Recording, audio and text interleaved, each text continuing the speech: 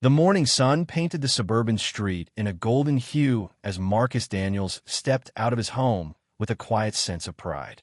His two-story brick house wasn't just a structure of wood and concrete. It was the culmination of years of determination, sacrifice, and hard work. Marcus, a respected real estate lawyer, had built not only a career but also a sanctuary for his wife and two children. To him, this neighborhood represented the promise of stability and dignity, a place where his family could grow roots and thrive. But beneath the polished lawns and carefully trimmed hedges, Marcus sensed an undercurrent he had known too well throughout his life: the silent hostility that sometimes follows black success. That hostility eventually found a name in the Homeowners Association president, a woman Marcus's neighbors called Karen, behind closed doors. She was the kind of person who saw her position less as a responsibility and more as a throne. For months, she had scrutinized Marcus's family, questioning their guests, sending warnings about minor details, and filing complaints about trivial matters. Still, Marcus brushed it off, believing patience and professionalism could ease the tension. But what he discovered one afternoon shook him to his core. A colleague sent him a link to an online real estate listing. To his disbelief, it was his own home, listed for sale without his consent. His photographs, his address, his sanctuary, his safe space weaponized against him. The name attached to the listing, the HOA president herself. In that moment, the suburban dream twisted into a nightmare. Yet Marcus was not an ordinary homeowner. He was a lawyer who had spent years fighting for clients whose dignity had been trampled by injustice. Now it was his turn to fight. Marcus's first reaction was disbelief, followed quickly by a surge of anger. The audacity of such an act, placing his home on the market without so much as a conversation, was more than a violation of property rights. It was an attack on his identity, his belonging, his right to exist in peace. He sat at his kitchen table that evening, staring at the printed listing, every word a reminder of the contempt some held for his presence. His wife, Danielle, placed her hand on his, her eyes brimming with both fear and determination. "This is more than just a listing," she said softly. "This is her way of saying, we don't belong here." Their children, too young to understand the legalities, picked up on the tension. They asked why their parents whispered in worried tones, why their father's usual calm seemed disturbed. Marcus knew then that this battle was not only about property. It was about dignity. The HOA president, Karen, had crossed a line that exposed the depth of her prejudice. She hadn't just questioned whether Marcus followed the rules. She had tried to erase his family's place in the community altogether. Marcus's professional training gave him clarity where others might have been paralyzed by fear. He gathered every piece of evidence, the listing screenshots, the timestamps, the details connecting it to the HOA president. He reached out to trusted colleagues, explaining the bizarre and disturbing situation. Each one responded with the same shock and outrage. Yet beneath Marcus's calm, there was something else building, a fire born not of vengeance, but of justice. Too often, he had seen clients silenced, gaslit, or intimidated when facing discrimination. Too often, society told black families to be quiet, to endure, to not make waves.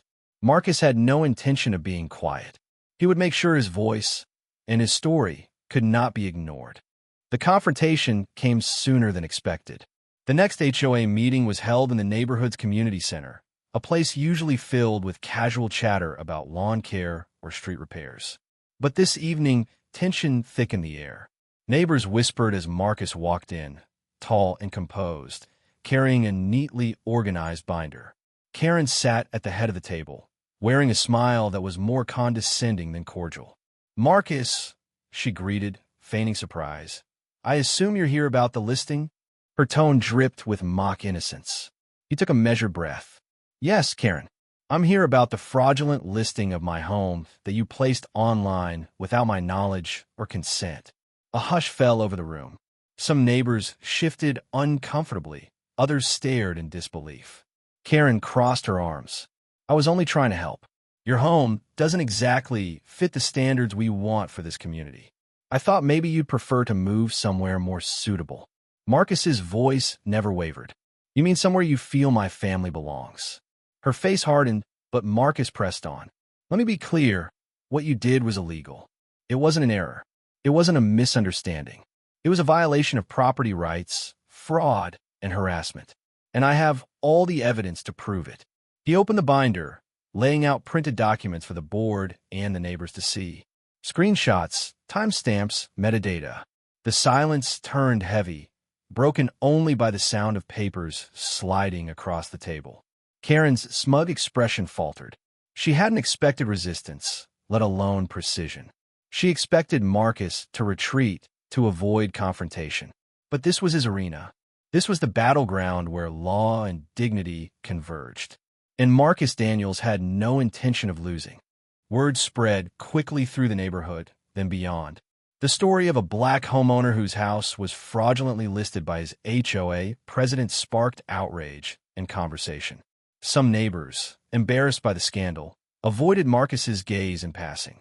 Others quietly offered support, leaving notes of encouragement at his door. But Marcus wasn't interested in whispers. He was preparing for a fight that reached beyond property lines. As a real estate lawyer, he knew the law intimately, but this case carried weight that stretched beyond statutes and precedents. It was about exposing a mindset that had lingered in suburban enclaves for generations. The belief that black success was always conditional, that it could be revoked by the stroke of a pen or the click of a mouse. Marcus filed formal complaints, both civil and criminal, citing fraud, defamation, and harassment. The local media picked up the story, amplifying his voice. Interviews framed Marcus not just as a victim, but as a symbol of resilience. He spoke calmly yet passionately on air. "This is not just about me. It's about every black family who has ever been told they don't belong. It's about ensuring our communities are governed by fairness, not prejudice." Karen, meanwhile, scrambled. Her attempt to downplay the act as a misunderstanding fell flat under the weight of evidence. Her allies dwindled as even board members distanced themselves, unwilling to be complicit in her actions. For Marcus, the courtroom became the next stage. Walking through its doors, he carried not only his case files but also the weight of his ancestors' struggles, the echoes of every injustice faced by those who came before him. His calm presence commanded respect, a reminder that dignity is power, and power wielded with integrity is unstoppable. The judgment was swift and decisive. The court found Karen guilty of fraud, harassment, and abuse of authority within the HOA. She was removed from her position, fined heavily, and faced civil penalties that would follow her for years. For Marcus, it was more than a legal victory. It was a reclamation of space, of voice, of dignity.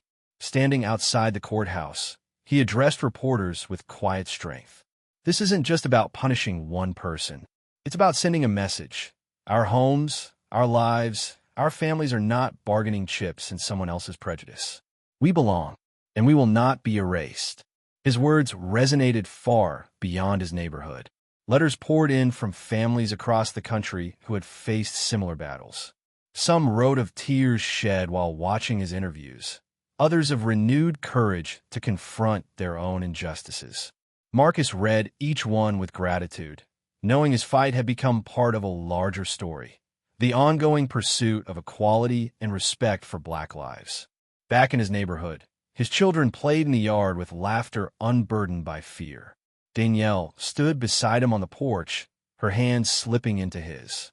"We're still here," she whispered. Marcus smiled, the weight of the struggle lifting ever so slightly. The house, once tainted by violation, once threatened by erasure, now stood as a monument to resilience.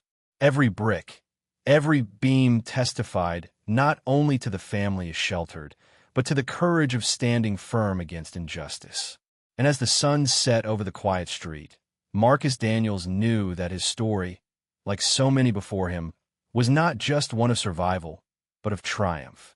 A triumph that spoke for every voice too long silenced, and every home that ever deserved to stand in peace.